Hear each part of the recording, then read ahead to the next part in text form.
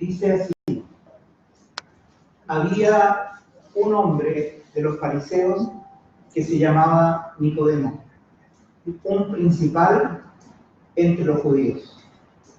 Este vino a Jesús de noche y le dijo: Rabí, sabemos que ha venido de Dios como maestro, porque nadie puede hacer estas señales que tú haces si no está Dios con él. Respondió Jesús y le dijo: de cierto te digo, que el que no naciere de nuevo no puede ver el reino de Dios. Nicodemo le dijo: ¿cómo puede un hombre nacer siendo viejo? ¿Puede acaso entrar por segunda vez en el vientre de su madre y nacer? Respondió Jesús: de cierto te digo, que el que no naciere de agua y del Espíritu no puede entrar en el reino de Dios. Lo que es nacido de la carne, carne es, y lo que es nacido del Espíritu, Espíritu es. No te maravilles de que te dije: os es necesario nacer de nuevo. El viento sopla de donde quiere y oyes su sonido, mas ni sabes de dónde viene ni a dónde va. Así es todo aquel que es nacido del Espíritu. Respondió Nicodemo y le dijo: ¿cómo puede hacerse esto? Respondió Jesús y le dijo: ¿eres tú maestro de Israel y no sabes esto? De cierto te digo, que lo que sabemos hablamos, y lo que hemos visto testificamos, y no recibís nuestro testimonio. Si os he dicho cosas terrenales y no creéis, ¿cómo creeréis si os dijere las celestiales? Nadie subió al cielo, sino el que descendió del cielo, el Hijo del Hombre que está en el cielo. Y como Moisés levantó la serpiente en el desierto, así es necesario que el Hijo del Hombre sea levantado, para que todo aquel que en él cree no se pierda, mas tenga vida eterna. Porque de tal manera amó Dios al mundo, que ha dado a su Hijo unigénito, para que todo aquel que en él cree no se pierda, mas tenga vida eterna. Amén. Acompáñenme, hermanos, ahora. Padre, en esta mañana te alabamos y te damos gracias por habernos reunido bajo el nombre de Jesús a reconocer quién tú eres para nosotros, a reconocer tu salvación tan grande, a reconocer que no nos hemos creado nosotros mismos, sino que tú eres nuestro creador y nosotros somos ovejas de tu prado. Hemos venido a confesar el nombre de tu Hijo, Padre, aquel que enviaste a salvar a los pecadores. Amén. Al que enviaste no para condenar al mundo, sino para que el mundo fuese salvo por él. Y nosotros sabemos que todo aquel que pone su confianza en Jesús no será avergonzado. Amén. En los tiempos calmos, Señor, en los tiempos donde parece que todo lo domináramos con nuestras comodidades y granjerías, que de repente ni siquiera valoramos cuando las tenemos, Señor, vendrá un día donde todas esas granjerías desaparecerán. Pero tú permaneces. Pero tú permaneces. En este tiempo nos has enseñado, Señor, el vértigo del despojo, el vértigo de pensar que las cosas que tenemos podríamos mañana no tenerlas, que la estabilidad laboral podría perderse, que la estabilidad de una casa y de una guarida podía perderse, pero hay una cosa, Señor, que aquel que te ha conocido nunca puede perder, y es la persona de tu Hijo, Padre, verdadero refugio, verdadero castillo, verdadera sombra, Señor, y refugio contra el turbión. En este día, Señor, podemos confesar tu nombre, Padre, y el de tu Hijo. Y te rogamos ahora, Señor, que sean tus palabras las que resuenen en nuestros oídos y en nuestras mentes, sean alumbradas por el Espíritu Santo, para que nuestro corazón lata con fuerza al abrirse a ti. Que nuestro entendimiento sea renovado, Señor, para que nuestro ánimo de servirte también lo sea, para la gloria de tu nombre. Encomiendo todo oído a tu palabra, no solo los que están en este lugar, sino los que van a oír tu palabra por diferentes medios, doquiera de este mundo. Gracias, Padre, en el nombre del Señor Jesús. Amén. Amén.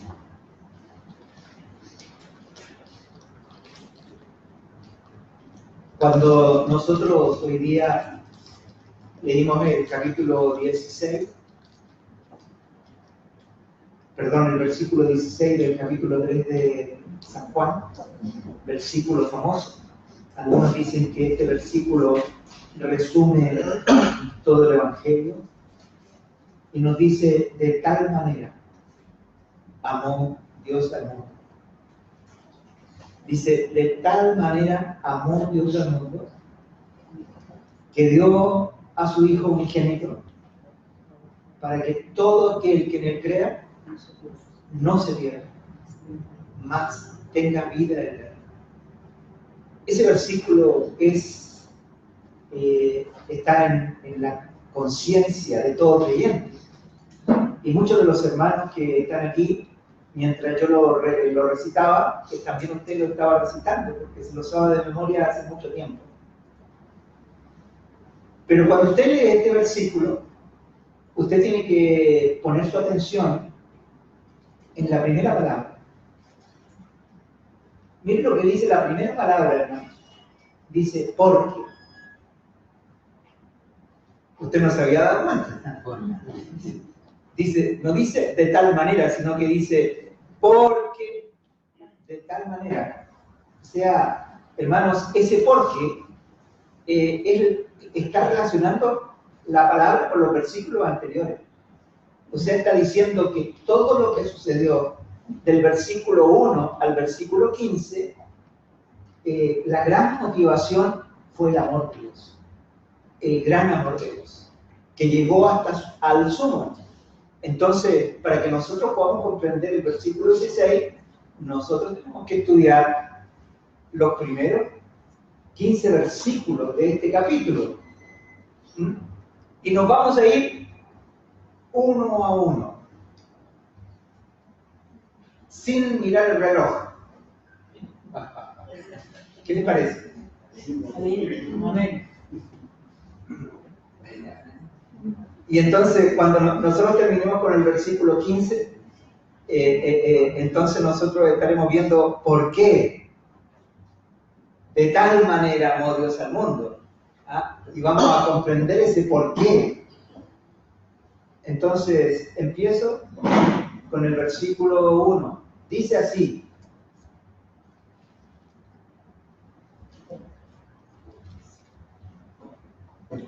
y había un hombre de los fariseos que se llamaba Nicodemo, un principal entre los judíos. La verdad, hermano, que el versículo 1 del capítulo 3 no debiera ser el versículo 1, sino el versículo 4, porque la verdad que el capítulo debería empezar en el versículo 23 del capítulo anterior, porque es en ese contexto que aparece Nicodemo. Y el versículo 23 del capítulo anterior dice así: estando en Jerusalén, en la fiesta de la Pascua, Muchos creyeron en su nombre viendo las señales que hacía.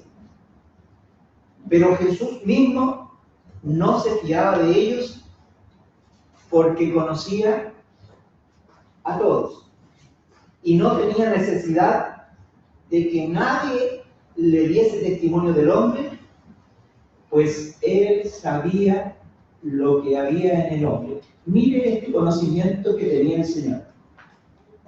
El Señor a usted lo miraba, o sea, era duro que lo mirara el Señor a usted, porque al tiro sabía lo que había dentro, las intenciones de su corazón, por qué usted actuaba de una o de otra manera.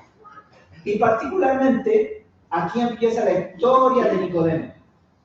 Dice, no se fiaba de ningún hombre, y luego dice, había un hombre de los fariseos que se llamaba Nicodemo, un principal entre los judíos.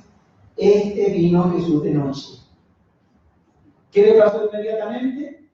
Jesús lo conocía completa y totalmente y sabía. Primer detalle que es interesante que nosotros sepamos, cuando dice principal entre los judíos, la verdad es que el texto original dice magistrado. Un magistrado es alguien que es más que un juez. O sea, yo supongo que Nicodemo pertenecía al Sanedrín. El Sanedrín judío era el que juzgaba todas las cosas en Israel. Y para ser parte del Sanedrín judío, la persona tenía que ser un erudito, sobre todo en la ley de Moisés, los 5 libros, los primeros libros de la Biblia, Génesis, Éxodo, Levítico, Número y Deuteronomio, y conocer la palabra de los profetas.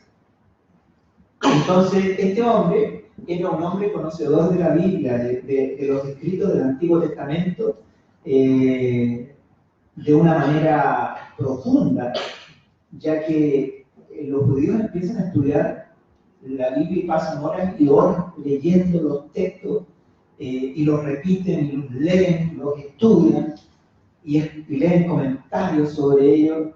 Entonces ellos son muy estudiosos. Y este hombre dice, se acerca el Señor de noche. ¿Cómo va? Va con en la noche, va para que nadie lo vea, ¿no es cierto? No había luz eléctrica, así que además usaban capuchón, era un encapuchado. Y entonces llegó a hablar con el Señor de noche, pero miren, el aspecto negativo es que él no quería que sus iguales supieran que él iba, porque ellos desde ya habían rechazado al Mesías, habían dicho que Jesús no era el Mesías y tenían prejuicio con él, entonces era mal visto que fuera. Pero díganme ustedes entonces, ¿para qué fue Nicodemo a hablar con el Señor? ¿Qué era lo que lo habrá motivado para ir a hablar al Señor? Hermanos, yo creo que él, siendo maestro de Israel y teniendo tal conocimiento de las Escrituras, él sabía que tenía un vacío, sabía que algo le faltaba, sabía que algo necesitaba y tuvo que vencer esa vergüenza que le podía producir que sus iguales lo enjuiciaran. Venció eso, ¿no? Pero para que no se notara mucho, fue de noche. Pero muestra que Nicodemo tenía una sincera necesidad.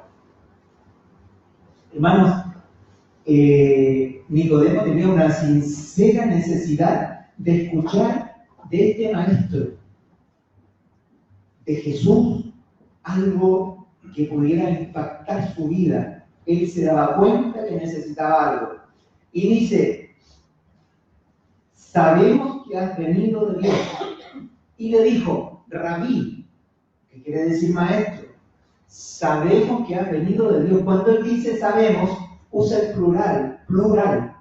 Los iguales a Nicodemo no habían creído en el Señor. Cuando él dice sabemos, no es que que la cúpula judía había creído en el Señor, sino que él estaba considerándolo. Él quizás lo había escuchado de lejos y él había visto milagros y no podía dejar de decir lo que él pensaba, ¿no?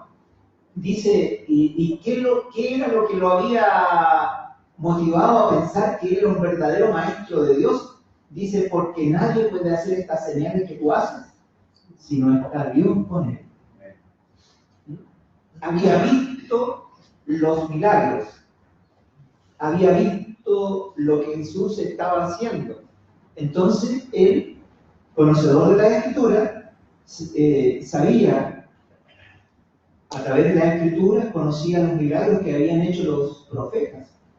Y se daba cuenta que una de las cosas que distinguía a los profetas eran los milagros.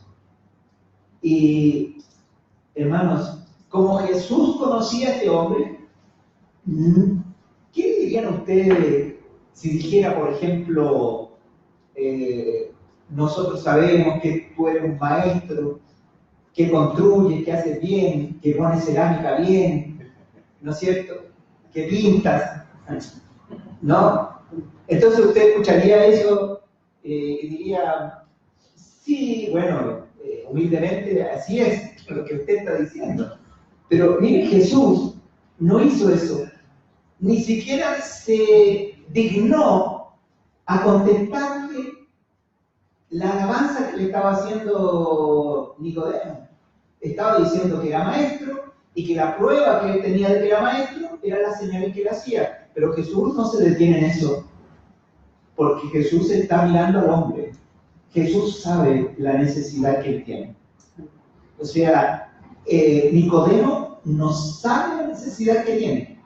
Se acerca a Jesús sabiendo que hay un vacío en su corazón, pero él no sabe lo que le falta. Jesús sí sabe. Y el Señor va al meollo, al centro. El Señor, su palabra, va al centro de la situación de Nicodemo. Y le dice, respondió Jesús y le dijo, de cierto te digo, que el que no naciere de nuevo, no puede ver el reino de Dios. Aquí está hablando del reino de Dios y está diciendo que hay un requisito para ver el reino de Dios. Aquí dice nacer de nuevo. La verdad que el original griego dice nacer de lo alto. ¿No? O sea, nadie puede siquiera ver el reino de los cielos si no nace de nuevo. Hermanos, Nicodemo era judío. Nicodemo había sido enseñado en la ley judía. Entonces lo que él esperaba recibir de Jesús algún consejo respecto a algunos aspectos de la ley que probablemente él podía aplicar mejor en su vida. Pero Jesús no le dio consejo acerca de cómo hacerlo sobre alguna cosa u otra, sino que Jesús dijo que tenía que nacer de nuevo para ver. Había algo que había que ver. El reino había que verlo, pero era imposible verlo en la naturaleza actual de Nicodemo. Él no lo comprendía. Entonces él dijo, ¿cómo puede un hombre nacer siendo viejo? ¿Puede acaso entrar por segunda vez en el vientre de su madre y nacer? Hermanos, miren, ¿puede acaso qué respuesta más adecuada? Porque le dicen tienes que nacer de nuevo y él no entiende para nada lo que le dice el Señor. Entonces dice, ¿cómo voy a entrar de nuevo al vientre de mi madre?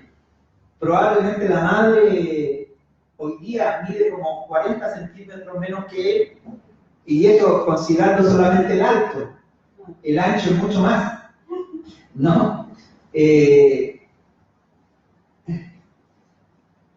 Entonces él piensa eso, está viendo natural, todo lo está viendo natural. ¿Se fijan? Es como el hombre carnal, el hombre nacido de Adán, ve las cosas naturales y busca las respuestas naturales. Pero Jesús le está dando las respuestas que no son naturales. Y le dice, respondió Jesús, de cierto te digo, que el que no naciere de agua y del Espíritu no puede entrar en el reino de Dios. Fíjense bien la diferencia. En la primera le dice, no puede ver. Y en la segunda le dice, no puede entrar. Hay una diferencia entre ver y entrar, ¿no? Ahora, ¿cómo se entra? Clarito, por el agua y por el Espíritu. Miren qué claro, ¿no? O sea, tiene que haber un nuevo nacimiento que aparezca del agua y sea por el Espíritu. Lo vamos a dejar ahí para que profundicemos esta palabra, pero yo quisiera seguir avanzando para ir viendo detalles y luego vamos a volver de lo que es ver y lo que es entrar. Y Jesús sigue diciendo, lo que es nacido de la carne, carne es. Y lo que es nacido del Espíritu, Espíritu es. Hermanos, el mensaje que traía Jesús era del cielo, era celestial. Y el mensaje fundamental a Nicodemo era que él no podía recibir ese mensaje. ¿Y por qué no podía recibir? Porque había nacido de la carne. O sea, hermano, la persona que ha nacido de la carne, las cosas que son de Dios son locura. No las puede comprender. Una persona que no ha nacido de nuevo puede estar en las reuniones, puede orar, puede leer la Biblia, puede hacer todo lo que usted hace. Pero hay una cosa que no puede ver el reino. Por lo tanto, nunca se va a arrepentir. Cuando una persona ve el reino, el primer fruto de ver el reino es que ves dónde tú estás y lo lejos que tú estás del reino. Y eso se llama arrepentimiento. Cuando una persona entra, ¿sabe lo que significa entrar? Significa que Dios te da otra naturaleza. Te da una naturaleza del cielo, de tal manera que tú, que antes solamente vivías para satisfacer tus necesidades, intereses y temores, empiezas a tener hambre por Dios y por su reino. O sea, te da un nuevo corazón. Sigamos leyendo. Dice, el viento sopla de donde quiere y oye su sonido, mas ni sabe de dónde viene ni a dónde va. Así es todo aquel que es nacido del Espíritu. Hermano, y esta palabra es preciosa porque ¿sabe lo que está indicando? Esta palabra está indicando cuál es la conducta de aquel que ha nacido de nuevo. ¿Cómo es aquel que ha nacido de nuevo? Esa persona, lo primero que le ha pasado es, ha visto el reino. Lo segundo que le ha pasado, ha entrado al reino. Y aquí dice, ¿qué característica tiene una persona que ha nacido del Espíritu? Y dice, es como el viento. Dice, no sabe de dónde viene ni a dónde va. Y ahí quiero detenerme un poco, hermanos. El viento está gobernado por leyes que son de Dios. O sea, el viento no va donde quiere, sino obedece una ley que lo mueve. Y cuando sale, no sabe a dónde va. O sea, es impulsado por una fuerza y que lo lleva en diferentes lugares. ¿No? O sea, sabe dónde empezó, pero no sabe dónde terminó. Y entonces aquí dice, el que es nacido del Espíritu es como el viento. ¿Qué quiere decir? Hermano, que cuando una persona nace del Espíritu, ha venido una naturaleza distinta a su corazón. Y ahora ya no es movido por su mente, ya no es movido por sus intereses, por sus necesidades, temores o intereses, sino que es movido por el Espíritu que está dentro de él. Entonces el creyente es llamado a caminar por el Espíritu. Ahora, cuando tú eres llamado, yo siempre recuerdo al hermano Juan Carlos Ortiz, pastor argentino, para dejar claro quién es. Él decía que en el mundo cristiano los creyentes nacían de nuevo e inmediatamente nos metían en una máquina de moler carne y los mataban. De repente cuesta entender ese concepto, pero ¿saben? Yo encuentro que tienen tanta razón eso. Porque, ¿qué significa que te metan en la máquina de moler carne?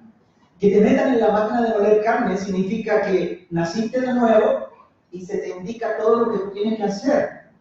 Y tú empiezas a tratar de agradar a Dios. ¿Con qué fuerzas? Con la fuerza de tu hombre natural.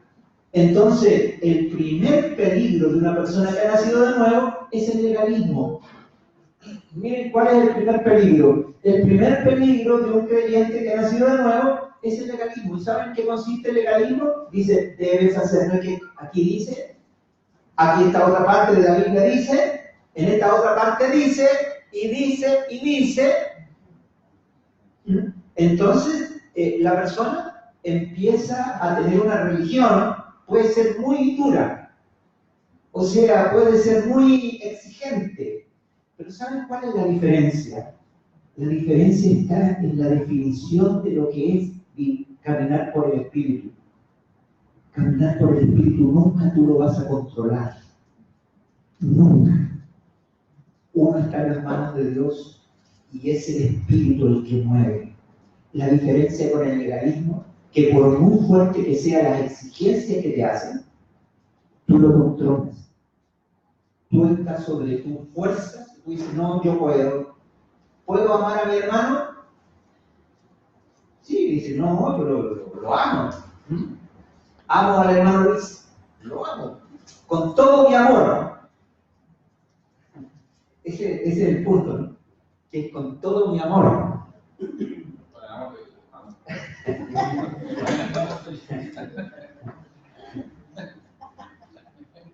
Y de repente mi hermano se me enoja y ya el amorómetro empieza a bajar, pero notablemente. Claro que es difícil que mi hermano se enoje, pero bueno, el amor empieza a perder peldaño y puede llegar a cero. Entonces, hermano, el legalismo es algo que te saca de la vida del espíritu y te lleva a una vida natural, del esfuerzo humano, en la cual muchas veces tienes que ser hipócrita y presentarte ante los demás como que tú eres el campeón que te la sabe toda y cumples con todos los reglamentos y cumples toda la ley, como les pasaba a los fariseos, ¿no? Pero saben, hermanos, el legalismo es el viejo hombre. El legalismo es la fuerza del viejo hombre. Y una de las primeras cosas para ver el reino es nacer de nuevo y estar bajo el principio de que nosotros tenemos el Espíritu Santo y el creyente debe escuchar al Espíritu. Hermano, el otro lado, porque esto tiene dos lados. Un lado es el legalismo, que te saca de la vida del Espíritu. Y lo otro que te saca del Espíritu es cuando se usa la palabra en forma inadecuada. Por ejemplo, ¿se acuerdan que desde este mismo lugar yo estaba compartiendo de la primera ley del reino?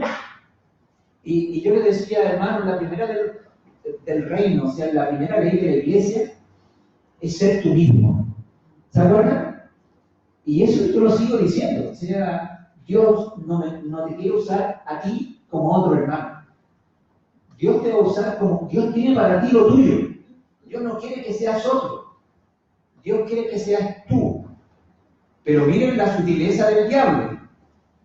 ¿No? ¿Saben cuál es la sutileza del diablo? Dice, no dice garabato, maldije a las personas, pero así soy yo.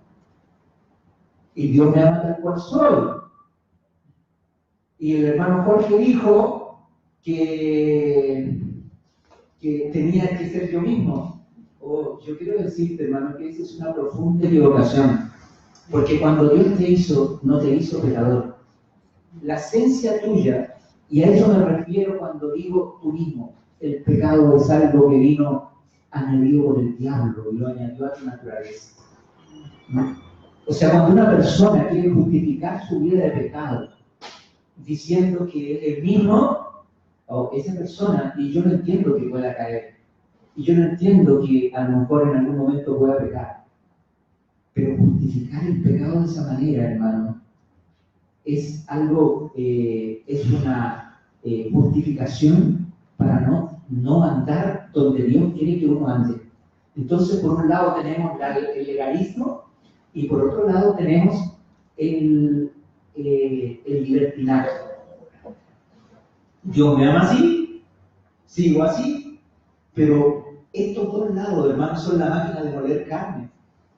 Porque aquí dice que aquel que ha nacido de lo alto tiene una característica, que es movido por Dios, que tiene un nuevo espíritu dentro y consiste que cuando el creyente lo escucha, va donde el Señor lo manda, no donde tu intelecto lo manda. Miren, yo quiero decir algo aquí que es de relevancia. Cuando a nosotros nos toca perdonar, ¿usted le ha tocado perdonar a alguien?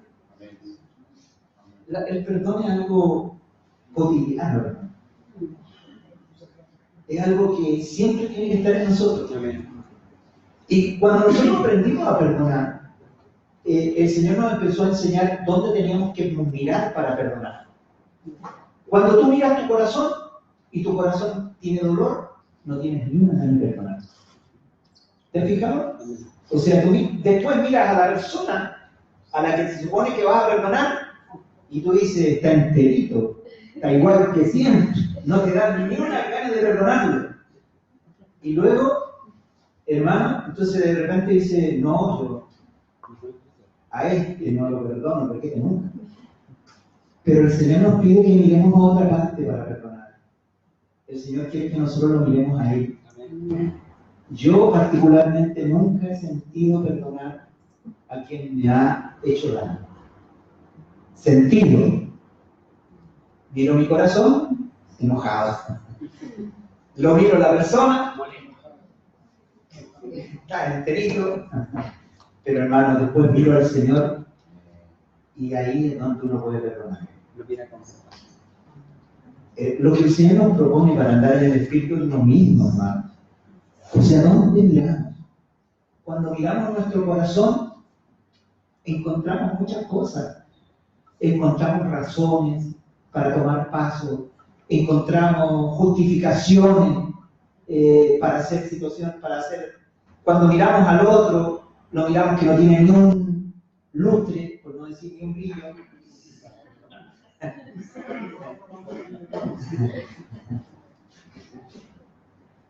Pero queridos hermanos, lo que el Espíritu nos está proponiendo es que lo miremos a Él, mirar al Espíritu y mirarlo a Él. ¿Se fijan? Dicho esto, sigo leyendo y dice, respondió Nicodemo y le dijo, ¿cómo puede hacerse esto? O sea, ¿cómo se pueden hacer de lo alto? ¿Cómo veo el reino? ¿Cómo nazco de agua y de espíritu? Entonces Jesús, antes de enseñarle cómo, le hace una pregunta, se extraña. Hermanos, miren, abre tu oído, pueblo santo, hoy día. El Señor le dice, respondió Jesús y le dijo, ¿eres tu maestro de Israel y no sabes esto? Hermanos, ¿por qué dijo Jesús eso? ¿Eres tu maestro de Israel y no sabes esto? Yo les quiero mostrar que él está hablando de un tema que parece completamente nuevo. Parece que este tema nunca antes se ha tratado. Pero cuando Jesús se enfrenta a Nicodemo y le está diciendo que él es un maestro de Israel y es un erudito, y no tiene idea de lo que él está hablando, ¿saben lo que quiere decir? Que en los escritos del Antiguo Testamento está escrito esto que Jesús le está diciendo. Jesús le llama la atención a Nicodemo porque esto estaba escrito antes. Recuerden ustedes, hermanos, que la cultura hebrea viene de los escritos proféticos revelados por la alianza que Israel tiene con Dios. Israel es un pueblo único en la historia del mundo, porque ellos, la cultura de ellos no viene de ninguna otra parte. Como algunos dicen que Jesús fue a la India, hermano, eso es una mentira inmensa. Si Jesús hubiera ido a la India y hubiera traído algo de la India o de la China, en Israel no hubiera tenido ninguna palabra, porque para los hebreos lo que venía de fuera era abominación. O sea, lo que ellos recibían era lo que venía de la cultura profética, o sea, de la relación que tenían con Dios. ¿Se dan cuenta? Entonces, quiero que me acompañen al capítulo 32 del libro de Deuteronomio. Acompáñenme, hermano. Deuteronomio, capítulo 32. Y ustedes van a ver que lo que Jesús le está diciendo a Nicodemo tiene un asidero. Él le está diciendo que esto estaba escrito.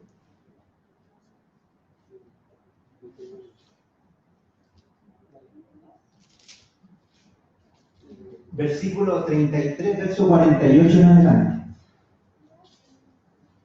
Deuteronomio, capítulo 33, versículo 48. Y miren lo que dice esta palabra, porque es una palabra muy revelativa. Dice, y habló 33, 48 de Deuteronomio. Y habló, capítulo 33, perdón, 32. 32, 48.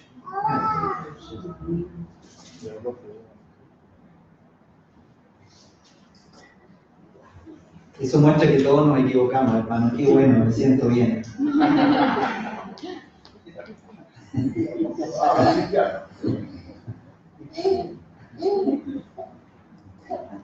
Y habló Jehová a Moisés aquel mismo día diciendo, sube hasta este monte de Abarim, al monte Nebo, situado en la tierra de Moab, que está frente a Jericó, y mira la tierra de Canaán. Yo doy por heredad a los hijos de Israel, que yo doy por heredad a los hijos de Israel. Y muere en el monte al cual subes, y sé unido a tu pueblo, así como murió Aarón, tu hermano, en el monte Hor, y fue unido a su pueblo. Por cuanto pecaste contra mí en medio de los hijos de Israel, en las aguas de Meriba, de Cádiz, en el desierto de Sin, porque no me santificaste en medio de los hijos de Israel. Verás por tanto delante de ti la tierra, mas no entrarás a ella, a la tierra que doy a los hijos de Israel. Quiero seguir leyendo en el capítulo 34 de ese mismo de Deuteronomio. Miren lo que dice, hermanos. Pongan atención a lo que dice. Dice, subió Moisés de los campos de Moab al monte Nebo, a la cumbre del Pisga, que está enfrente de Jericó, y le mostró Jehová toda la tierra de Galaad hasta Dan, todo Neftalí y la tierra de Efraín, y de Manasés toda la tierra de Judá hasta el mar occidental, el Negev y la llanura, la vega de Jericó, ciudad de las palmeras hasta Zoar. Y le dijo Jehová, esta es la tierra de que juré a Abraham, a Isaac y a Jacob, diciendo, a tu descendencia la daré. Te he permitido verla con tus ojos, mas no pasarás allá. Y murió allí Moisés, siervo de Jehová, en la tierra de Moab, conforme al dicho de Jehová. Hermanos, cuando el Señor Jesucristo le estaba diciendo a Nicodemo, y diciendo, ¿por qué tú no conoces, siendo maestro de Israel, no conoces estas cosas? Porque Dios ya las había revelado en el Antiguo Testamento. Y miren lo que sucede aquí. Dios llama a Moisés y le dice un misterio, le dice, te voy a mostrar la tierra, o sea, te voy a dar la oportunidad de verla, pero tú no vas a entrar ahí, vas a morir. ¿Qué les parece, hermanos? Entonces Moisés, en el monte Nebo, nosotros con la Bertita tuvimos la ocasión de estar ahí en el monte Nebo, hermanos. La excursión que hicimos a Israel empezaba partiendo por el monte Nebo.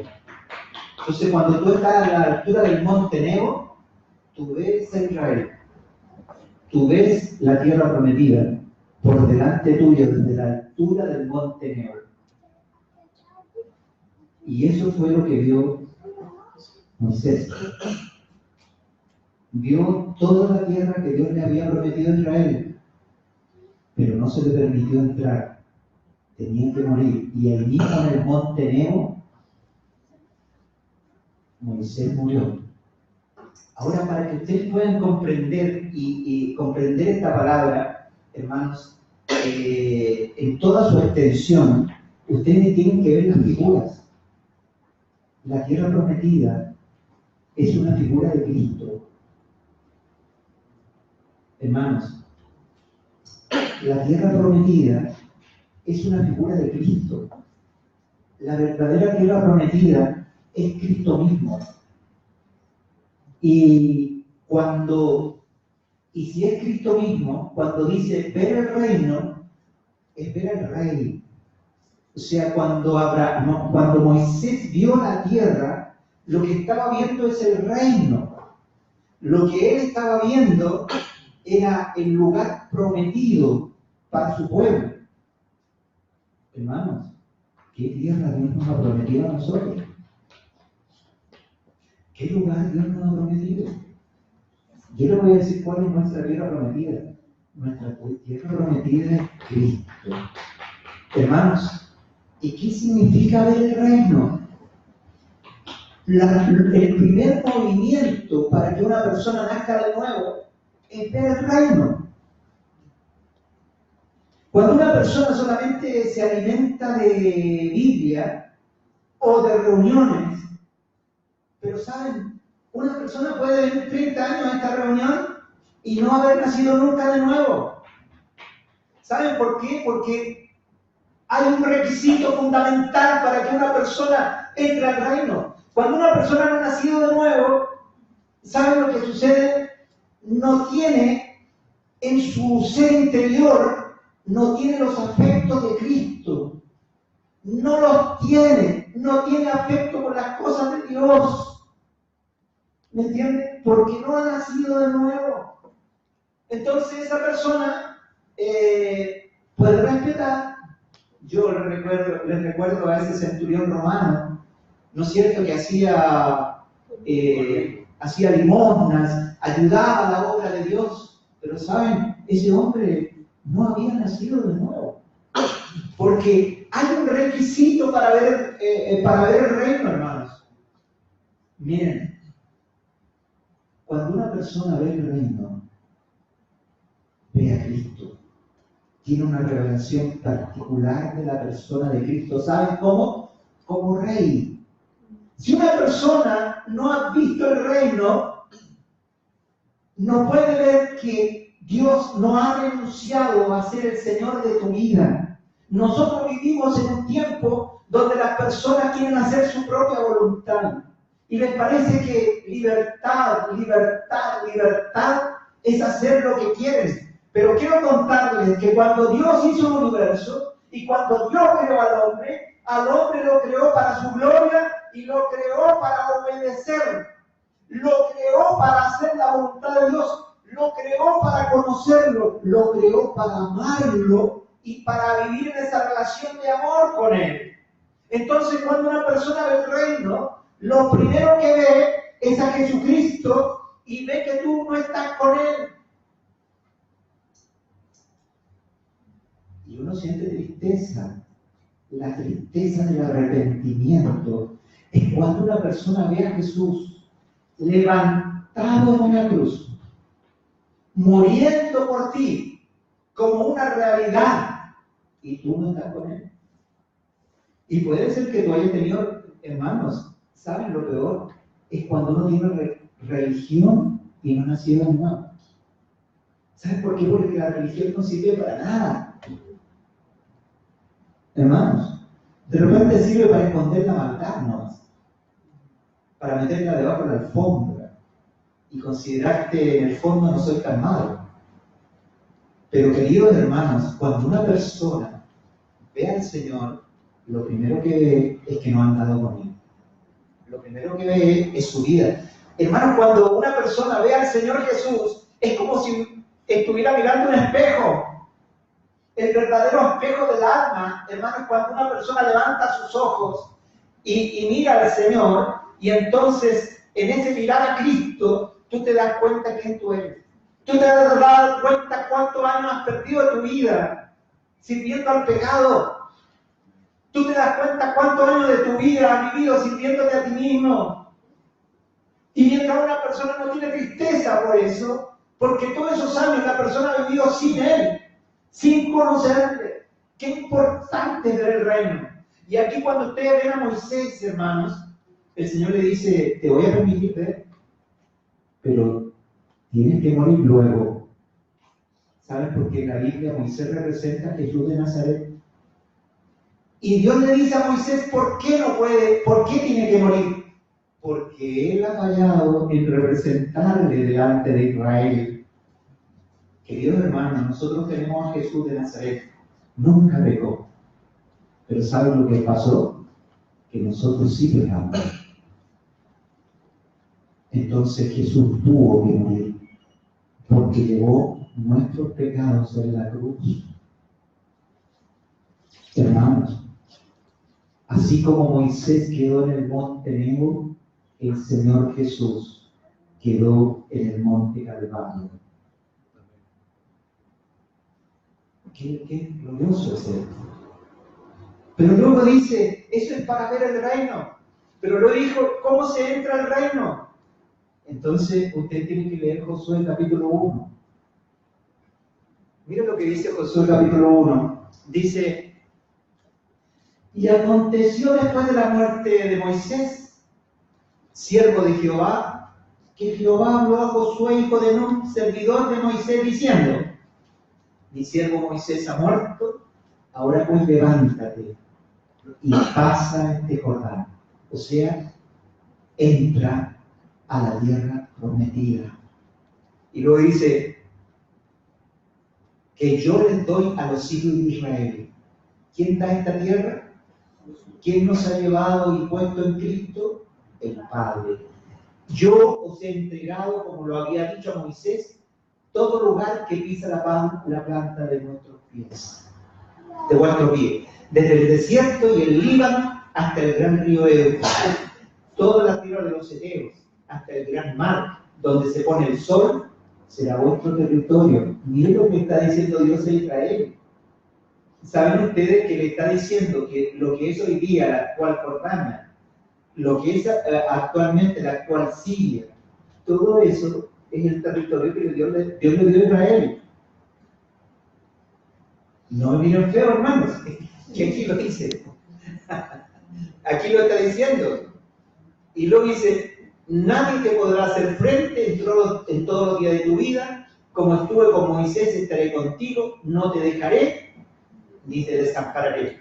Esfuérzate y sé valiente, porque tú repartirás a este pueblo por heredad la tierra de la cual juré a sus padres que la daría a ellos. Solamente esfuérzate y sé muy valiente, para cuidar de hacer conforme a toda la ley que mi siervo Moisés te mandó. No te apartes de ella ni a diestra ni a siniestra, para que seas prosperado en todas las cosas que emprendas. Sigo adelante. No se me quede dormido. Nunca se apartará de tu boca este libro de la ley, sino que de día y de noche meditarás en él, para que guardes y hagas conforme a todo lo que en él está escrito, porque entonces harás prosperar tu camino y todo te saldrá bien. Mira que te mando que te esfuerces y seas valiente. No temas ni desmayes, porque Jehová tu Dios estará contigo en donde quiera que vayas. Y Josué mandó a los oficiales del pueblo diciendo: pasad por el medio del campamento y mandad al pueblo diciendo: preparaos comida, porque dentro de 3 días, miren lo que dice aquí, porque dentro de 3 días pasaréis el Jordán para entrar a poseer la tierra que Jehová vuestro Dios os da en posesión.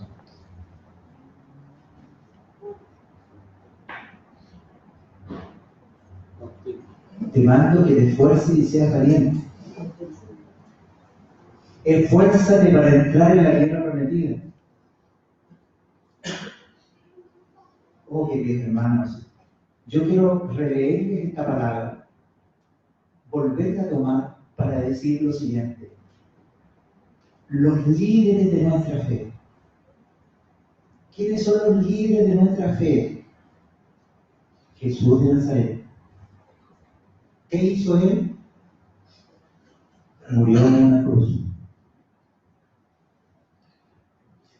El otro líder de nuestra fe, nuestro Josué, es Jesús que resucitó de los muertos y se sentó a la diestra del Padre. Hermanos amados, ni tú ni yo tenemos que hacer ninguna de estas cosas. ¿Saben por qué? Porque ya están hechas por nuestros líderes. Ver el reino de Dios, hermanos, es ver a aquel que murió en la cruz.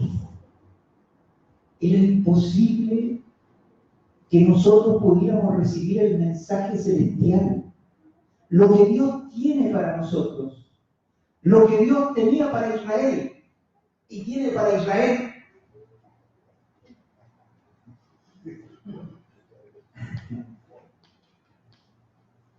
Pasa por la muerte, pero Cristo murió e Israel murió. O sea, cuando Dios le habla a Josué, le está diciendo: tú vas primero y detrás tuyo va el pueblo. Hermanos, Jesús fue primero y murió por nosotros en la cruz. La muerte fue hecha. Nosotros ya pasamos la muerte. Jesús entró en el reino cuando resucitó y se sentó en los cielos. Y nosotros, por la fe dentro de Cristo, hemos resucitado y estamos sentados con Cristo en los cielos. Hermanos, la obra de Cristo está completa. Cuando la Escritura dice esfuérzate y sea valiente, hermanos, eso ya sucedió, eso ya pasó. Nosotros ahora estamos en Cristo, hemos nacido de nuevo. Segunda Timoteo 2, ahí sale todo. Amén. En la casa, segunda Timoteo 2:2. Hermanos amados, nuestros líderes, los que van delante de nuestra fe, el autor y consumador de la fe es el Señor Jesucristo. Y nosotros estamos muertos, no porque tú en la mañana te levantes y digas: estoy muerto, estoy muerto, estoy muerto. Y tú, la Susi dice eso hasta que la saca de vicio. No, eso no sería nada, porque la mamá lo puede soportar, pero el marido que...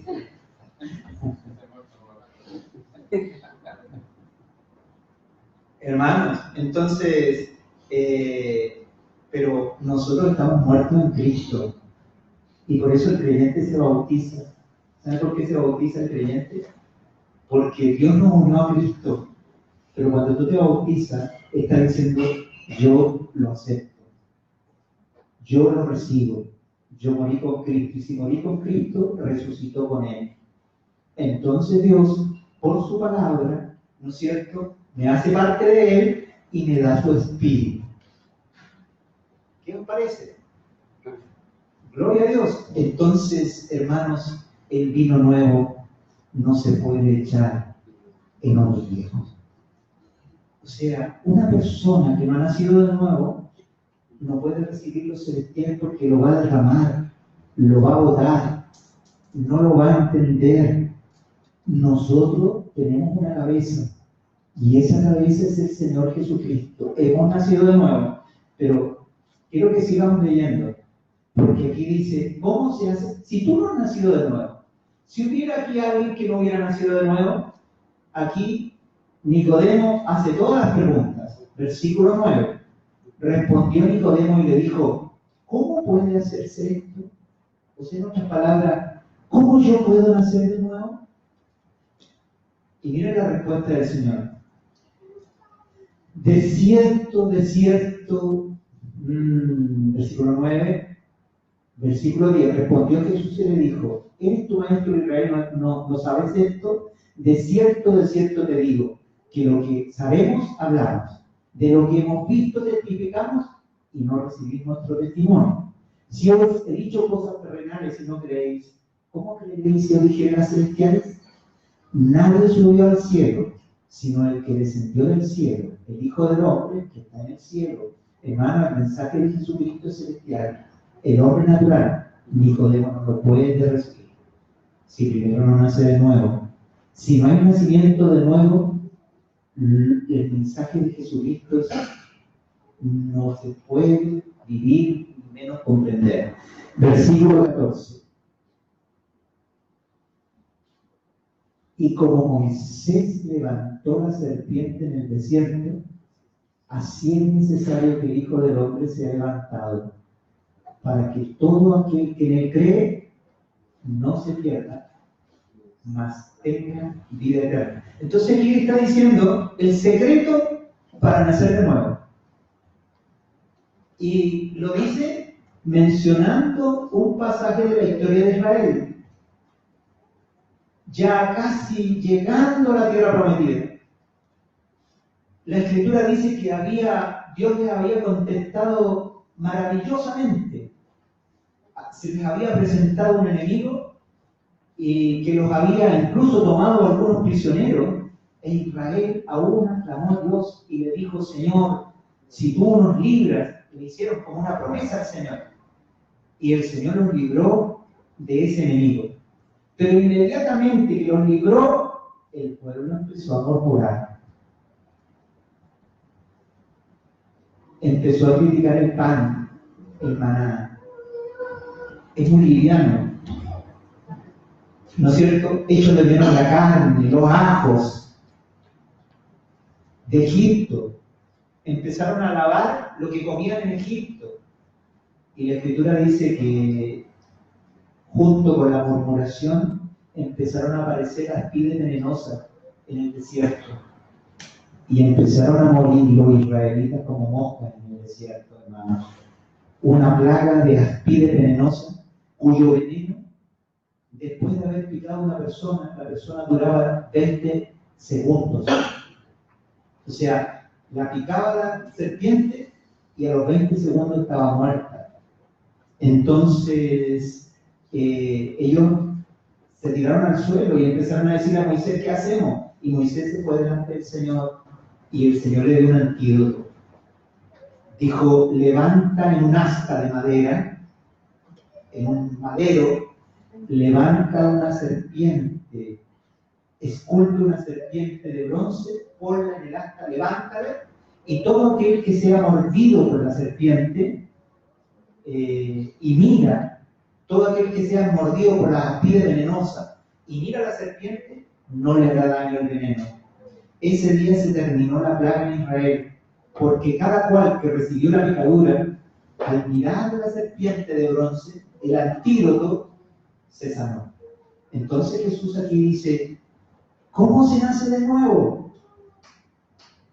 Y él dice, así como Moisés levantó la serpiente, ¿cuál es el antídoto para el veneno? ¿Cuál es el veneno? El veneno es el pecado. El veneno es la desobediencia, el vivir de espaldas a Dios. Ese es el veneno. ¿Y qué ha hecho ese veneno? Mata. Pero Dios ha levantado, hermanos. Miren, Dios ha levantado en un madero a su Hijo, que cargó el pecado de todos nosotros. Miren lo que hizo. Esa serpiente de bronce, el bronce en la Biblia nos habla del juicio de Dios. La serpiente, hermano, representa el mal. Y la serpiente de bronce representa cómo es el juicio de Dios contra el pecado. Cuando ustedes ven el Apocalipsis, de pronto la primera visión ven al Señor con los pies como bronce bruñido. Hoy día el Señor no viene con los pies como bronce bruñido. Ha venido en amor y misericordia, no a juzgar. Pero cuando venga la segunda vez en Apocalipsis, Él viene con los pies como de bronce bruñido, Él viene a juzgar. O sea, esa serpiente representa el juicio de Dios contra el mal. Y mire lo que dice: el Señor de tal manera amó al mundo que dio a su Hijo, ¿para qué? Para que tomara el pecado de todos nosotros y cayera sobre el juicio de Dios. La cruz es el juicio de Dios contra el pecado, cargado sobre una sola persona, el Hijo de Dios. ¿Y cómo una persona nace de nuevo? Cuando levanta sus ojos para mirar a aquel que murió en una cruz y se da cuenta que fue por mis pecados que Él murió en una cruz. Hoy día, el evangelio que nosotros predicamos es el evangelio de la cruz, mediante la cual el Padre nos dio paz al haber castigado con todo su juicio, con toda severidad, a su Hijo que cargaba el pecado de todos nosotros. Entonces, cuando tú has conocido cómo nacer de nuevo y la persona ha levantado sus ojos para mirar a Cristo crucificado y te das cuenta que cada uno de los pecados llevaron el sufrimiento de Cristo. Cuando una persona se atreve a levantar sus ojos a esa cruz, el Espíritu Santo le va a mostrar los sufrimientos que tuvo el Señor por tus pecados. Y tú vas a juzgar que no es cualquier cosa que tú sigas pecando, que no es cualquier cosa que tú no valores lo que Cristo hizo en la cruz por ti. Entonces, miren cuál es el fruto. Yo les quiero decir cuál es el fruto. Romanos 5:1.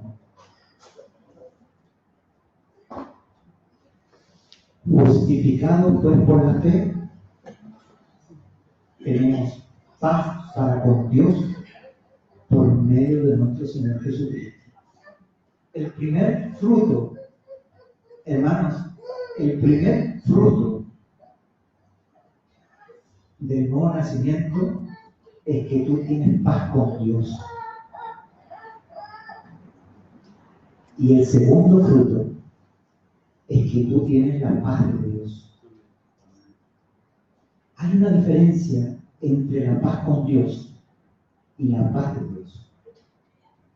Cuando nosotros no estamos enseñados o no cultivamos el hecho de fe de que tenemos paz con Dios, basamos nuestra relación con Dios en la paz de Dios. Y yo quiero mostrarle a ustedes cuál es la diferencia entre la paz con Dios y la paz de Dios. Yo no puedo basar mi relación con Dios en la paz de Dios.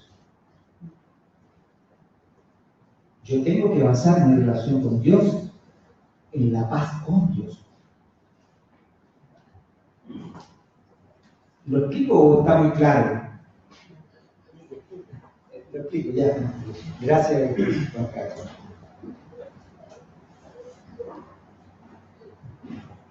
Hermanos, la paz con Dios es algo perpetuo. es algo en que tú y yo no tuvimos nada que hacer. Es algo que no importa lo que tú hagas, no importa tu conducta, permanece.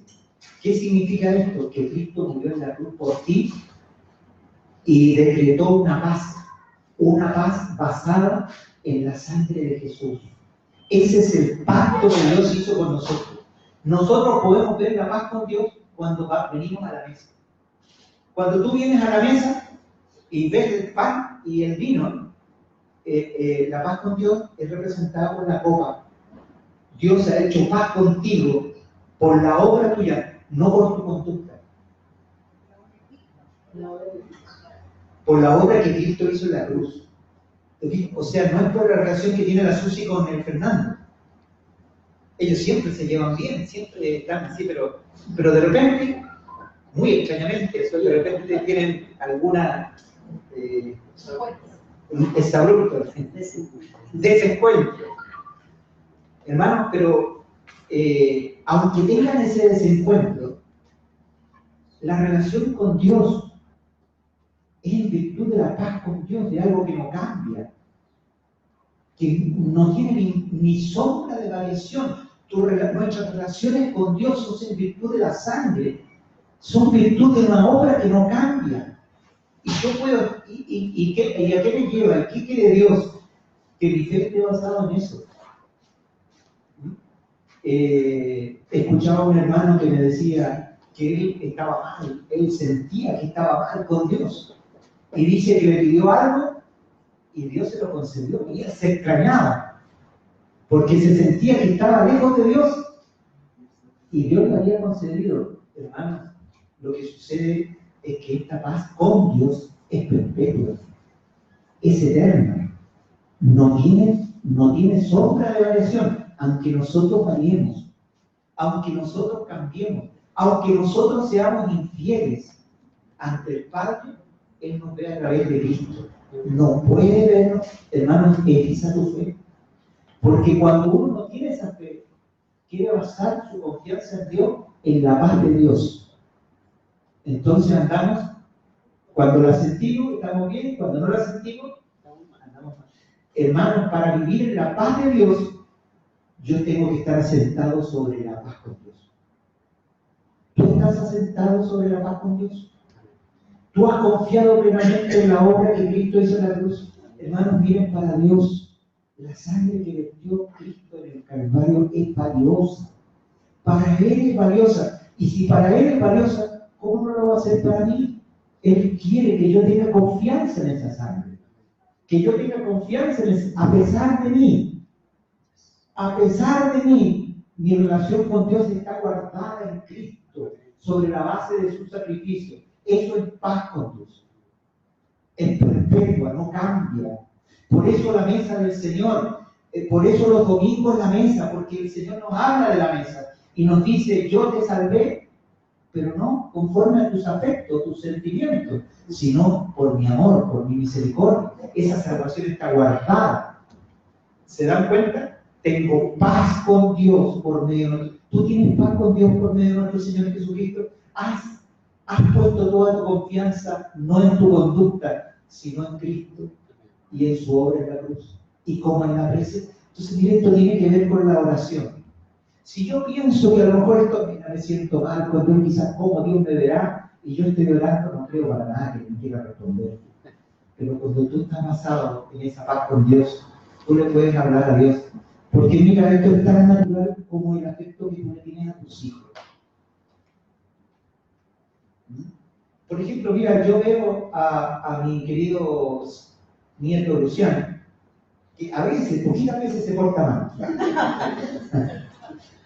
Y hace pura cabeza de pescado.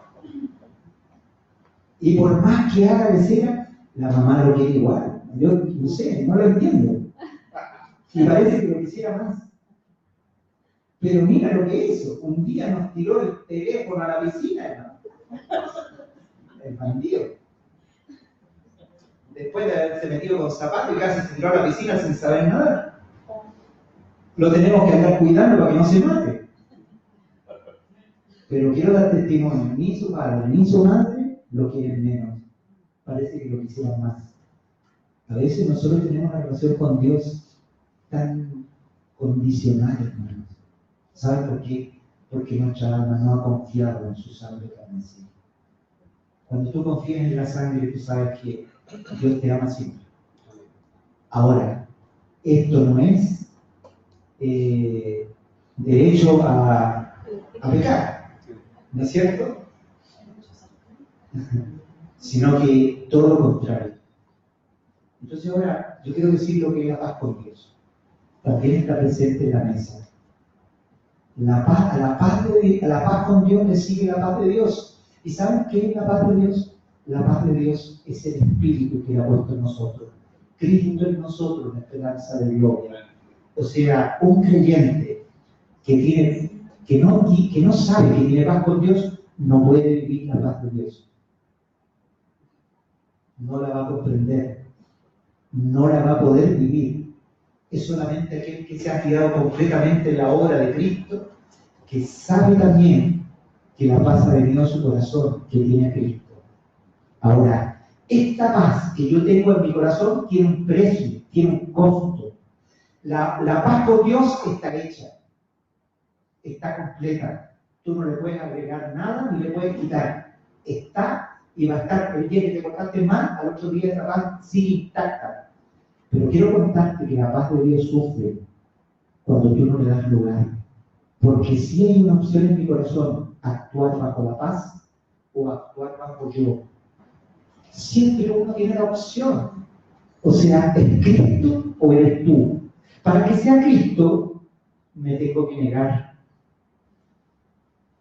¿Me entiendes? Porque nuestra naturaleza siempre se escoge a sí mismo. No quiere sufrir, ¿se ha fijado que no queremos sufrir? Siempre estamos tomando decisiones para no sufrir. Casi todos somos de la religión pare de sufrir. ¿Ah? Y de sufrir le hacemos el quite, hermanos. Pero cuando tú quieres hacer la voluntad de Dios, tú tienes que tomar la cruz. Y cuando tú tomas la cruz, entonces Jesús empieza a hacer, y a veces hace lo que tú no quieres, pero ¿sabes cuál es el fruto? El gozo y paz y el Espíritu Santo. Hermanos, nosotros tenemos que aprender a caminar por el Espíritu. Nosotros no tenemos que reemplazar la vida del Espíritu por la vida de la carne. Que manejamos nuestra vida religiosa con reuniones, con algún lenguaje aprendido, o diciendo, no, si Dios me conoce que yo soy, digo, carabado, hago cosas, pero Él me conoce. Sí, y aborrece lo que hace, hermano. Dios quiere que si nosotros vivimos por el Espíritu, si el Espíritu nos ha dado vida, nosotros también andemos por el Espíritu. Ese es el llamado a la iglesia. Y quiero decir algo más. Eso es lo que está pasando con nosotros todos los días. Yo he visto, ¿saben? Si yo hubiera definir el momento que pasa en la iglesia hoy, diría que cada uno de los hermanos está teniendo un trato. Que están pasando cosas. Algunos dicen, mira, la solución es que yo me vaya.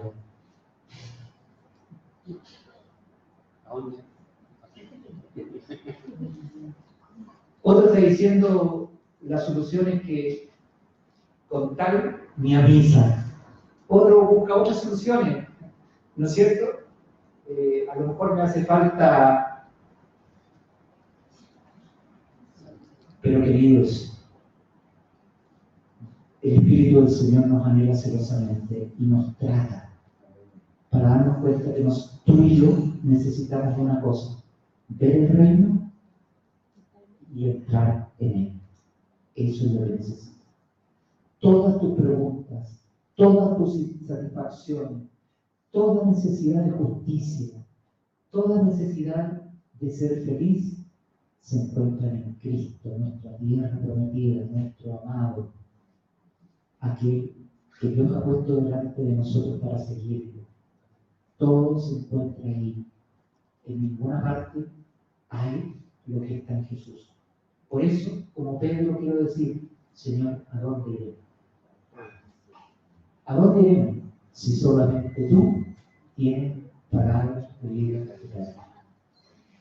Solamente Jesús nuestra tierra prometida, tiene palabra de vida eterna. ¿Qué hay que hacer? Ver el reino atravesando el Jordán, unirnos a su muerte y luego avanzar con paso firme, dando la vuelta a Jericó 7 veces para que caigan las construcciones del enemigo, hermano. Y Jesús sea todo y en todos nosotros. Bendito es su nombre, hermanos. Amén.